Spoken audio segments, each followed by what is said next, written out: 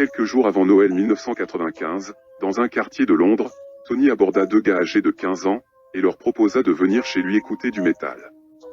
Étant passionnés par cette musique, les adolescents Michael et Alex acceptèrent l'invitation et suivirent ce nouvel ami plus âgé qu'eux. Une fois arrivés chez Tony, Michael et Alex furent frappés par le désordre qui régnait à son domicile, où des disques de Metallica côtoyaient une montagne de livres, tous consacrés au tueur en série Charles Manson. Au centre de la pièce trônait un autel drapé de noir, avec des cierges allumés à chaque extrémité. D'un ton paisible, Tony expliqua à ses invités qui semblaient perplexes, « Cet autel est dédié à Satan. Mon ami Fabien et moi-même vouons un véritable culte au diable. Nous utilisons le Ouija pour entrer en communication avec les morts. » Tout fier, il montra du doigt le plateau de jeu posé au pied de l'autel, et proposa une partie de Ouija. Intrigués, Michael et Alex acceptèrent. Une fois Fabien arrivé, les quatre jeunes gens s'installèrent autour du plateau de Ouija, assis par terre.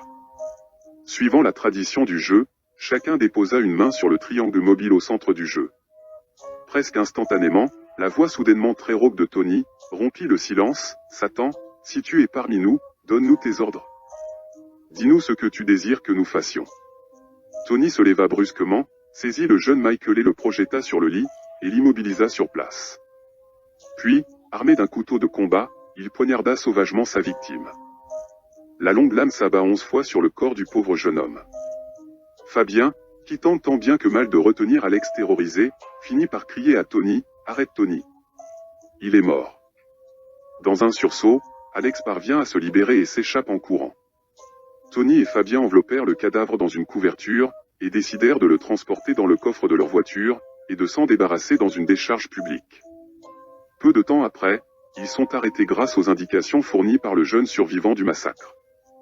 Il s'avère que les deux adorateurs de Satan faisaient déjà l'objet d'une double enquête psychiatrique et policière, pour divers événements survenus dans le passé. Lors de son procès, Tony expliqua que des voix transmises par le Ouija l'ont poussé à commettre son geste. Les juges le condamnèrent à une détention dans un hôpital psychiatrique de haute sécurité. Son complice fut quant à lui, condamné à 10 ans de détention dans un autre établissement psychiatrique.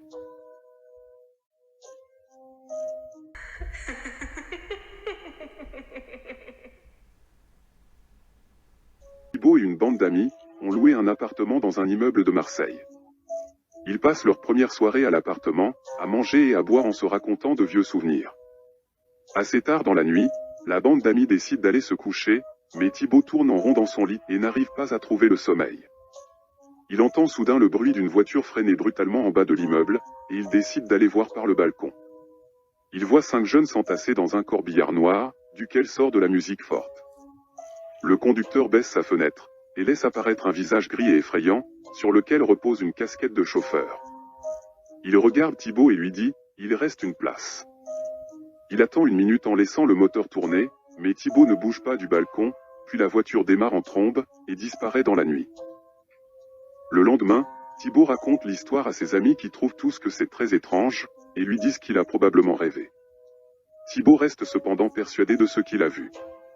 Ils se rendent un peu plus tard au centre-ville, et en remontant la rue de l'immeuble il voit des éclats de verre au sol, devant une épicerie. Thibaut demande à l'épicier ce qui est arrivé, et celui-ci lui répond qu'il y a eu un accident dans la nuit, et qu'un corbillard rempli de jeunes a foncé dans un mur, tuant les 5 passagers sur le coup. Les amis de Thibaut ne semblent pas comprendre à quel point cette nouvelle le perturbe, et il décide de rentrer seul à l'appartement en les laissant aller se promener. Il reste 1 ou 2 heures à l'appartement, et décide de retourner prendre l'air pour se changer les idées. Il appelle l'ascenseur et celui-ci s'arrête à son étage, la porte s'ouvre et il voit qu'il est déjà presque plein. Au milieu de ces visages il y en a un qui l'interpelle, un homme au visage gris qui porte une casquette de chauffeur, et qui lui dit, « Il reste une place. » Thibaut reste tétanisé sur le palier, et la porte de l'ascenseur se referme avant de reprendre sa descente. Il entend soudain des cris, puis un énorme bruit qui provient d'en bas. Il descend les escaliers en trombe, et réalise que l'ascenseur a lâché et qu'il s'est écrasé au sous-sol. Thibaut appelle les secours pour qu'ils viennent rapidement en aide aux occupants de l'appareil. Malheureusement, tout le monde est mort à l'intérieur, et les pompiers sortent les différents corps à un. Thibaut surveille la peur au ventre, mais il ne voit nulle part l'homme au visage gris, et à la casquette de chauffeur.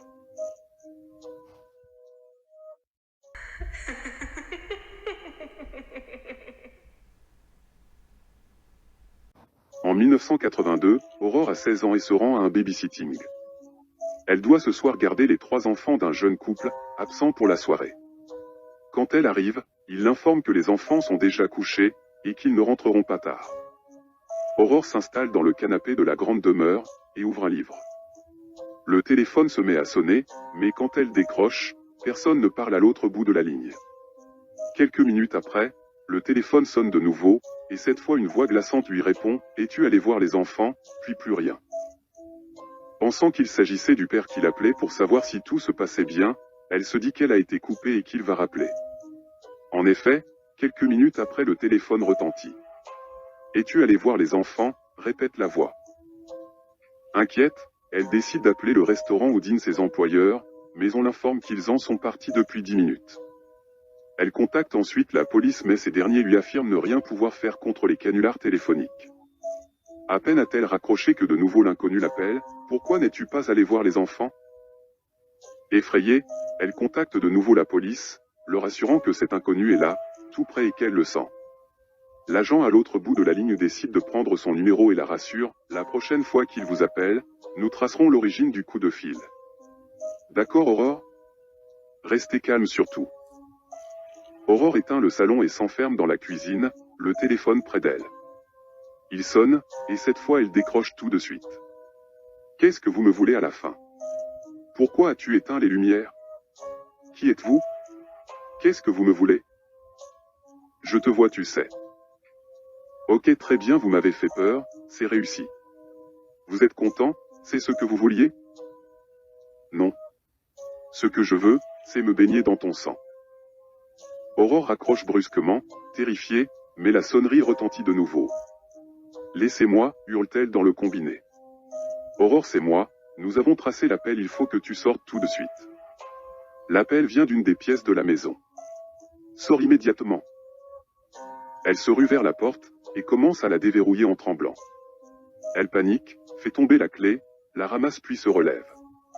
Elle entend un bruit dans son dos et voit alors une porte s'ouvrir en haut des escaliers.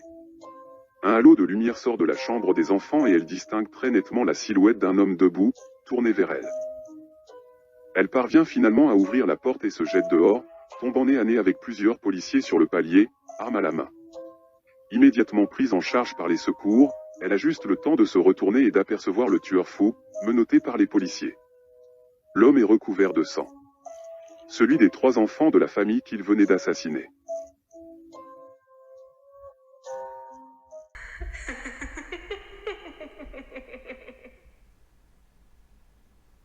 La maison de mes grands-parents n'est pas très grande, mais les patios, oui.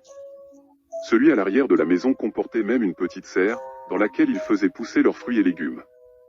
Derrière la maison se trouvait une plantation de tabac entretenue par mon grand-père, et au fond de ce terrain, des toilettes de jardin qui finissaient simplement dans la rivière située à l'arrière.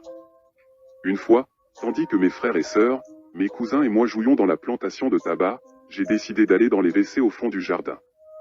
La porte ne fermait pas complètement, j'ai donc demandé à 2 de mes cousins de tenir la porte, le temps que j'y aille. Quelques instants plus tard, j'ai entendu un cri à glacer le sang, et le bruit de mes cousins qui s'enfuyaient.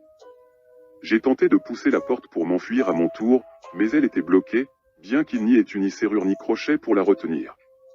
Le cri a continué de déchirer l'air, et j'avais des frissons dans tout le corps. J'ai poussé et frappé la porte, sans résultat. J'ai cru que j'allais mourir. Quand la porte s'est finalement ouverte, je me suis enfui à toute vitesse vers la plantation de tabac.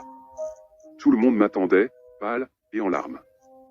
Le cri s'était atténué, mais, lorsque nous avons regardé vers où se situaient les cris, nous avons vu comme une forme blanche, ressemblant à une silhouette féminine flotter au-dessus de la rivière, en suivant lentement le fil de l'eau.